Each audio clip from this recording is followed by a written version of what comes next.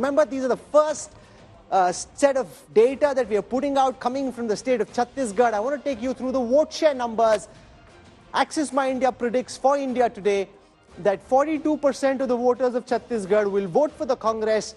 In the state of Chhattisgarh, 41% for the BJP. That really is a very, very, very close election. And when the numbers are that tight, it basically means whether you are Bhupesh Baghel, who was in our newsroom just yesterday, or a Raman Singh, who still thinks he's the strongest BJP leader, and the data too shows that everybody will have their hearts in their mouth and the money in their pockets, because you really don't want to be betting on this one. This is what the seat share projection looks like.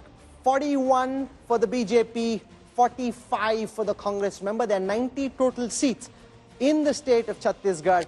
45 versus 41, but if it's that close, even the pollster honestly can't really say for sure, because it's 42% votes versus 41 votes. That is a very, very, very close election. Rajdeep, 45 versus 41, you're shaking your head furiously. You don't agree with our numbers? I think what it shows, we have to go by the numbers. I think the most significant factor is not just how close the two parties are, but the others.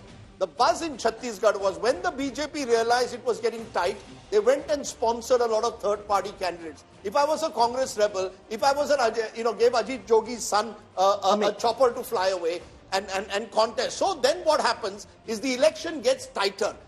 I think what you have in all the states, and you're going to find it, anti-incumbency against sitting MLAs. Bhupesh Baghel tried to drop as many sitting MLAs as he possibly could.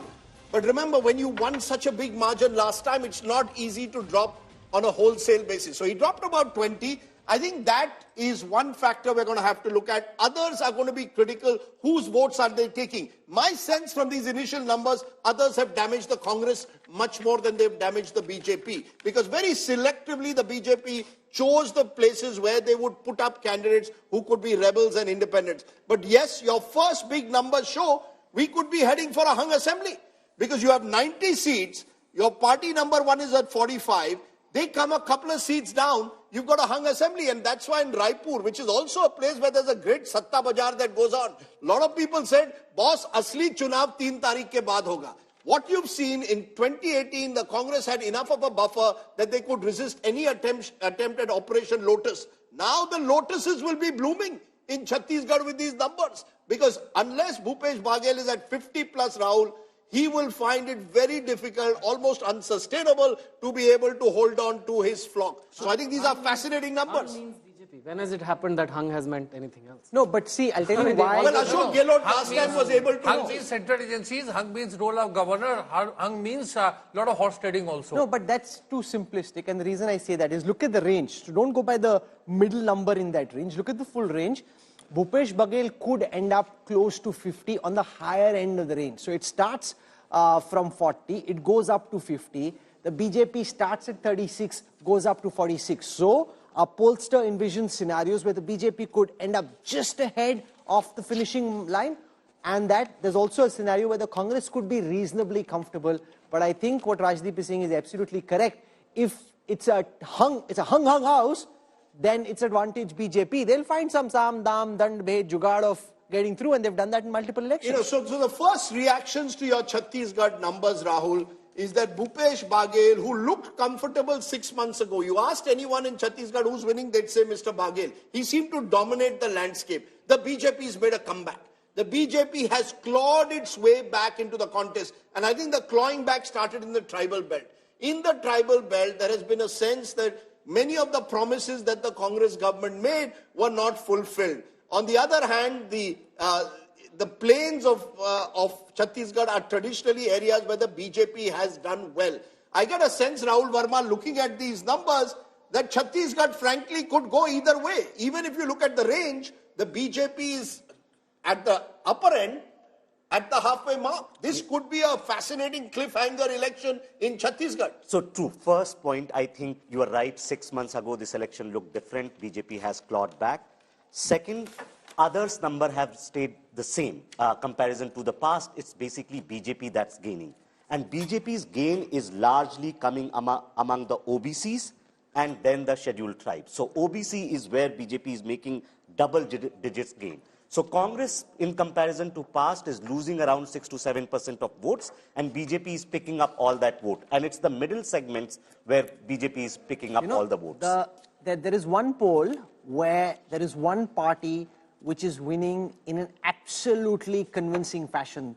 The Chhattisgarh numbers are very tight. You have to be a betting man to say for sure. But there is one where the data is speaking loud and it is speaking clear. That is on which network and which channel is being watched at this moment. Our producers just sent us information that India Today's viewership, live concurrents on digital and social, are 50 times that of our closest competitor. I mean, 2x, 3x, Rajdeep is understandable. 50 times the closest competitor. When it was sent to me the first time, I said, please check, are you sure? They went back, they added up the numbers again. The India Today network at this time is 50 times. That's bigger than the BJP one in 2019. You know, where hopefully those numbers will keep growing. But just 50 times se badi lead chahiye aapko. I want to give you the micro data where this election has changed. And this was told to me again on the ground. The BJP, about a month before the election, realized women voters have to be targeted. And they announced a scheme, the Mata Devi Vandana scheme, under which you can get 12,000 rupees per woman will get that, will get 12,000 per annum. And look at what your numbers are showing. The BJP has gone up from 34% in 2018 to 43% among women. This election, I told this to Preeti earlier, the Mahila voter boss. Forget all this Hindu-Muslim vote bank. There is only one vote bank at the moment that counts. So let's it's just the Mahila vote bank, and the BJP has got there. No, but in Chhattisgarh for the Congress, it's also the farm loan waiver. Yes, which is, but in 2018, they gave it because they won the election on that. This But time Preeti, around, you know what the BJP did? They also announced a farm loan waiver, which forced... One minute. Yeah, it go ahead. forced Mr. Baghel to say, no, I'll give you another farm loan waiver. So you see, you've got to see, it's competitive politics. Your farm loan waiver versus mine. The moment the BJP announced 12,000 rupees to women, so did Bhupesh Baghel. Competitive populism. I'm only looking at the numbers. You may well be right. This is a very tough race.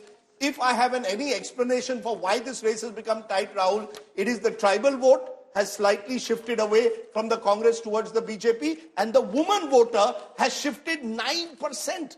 That's a huge swing compared to 2018.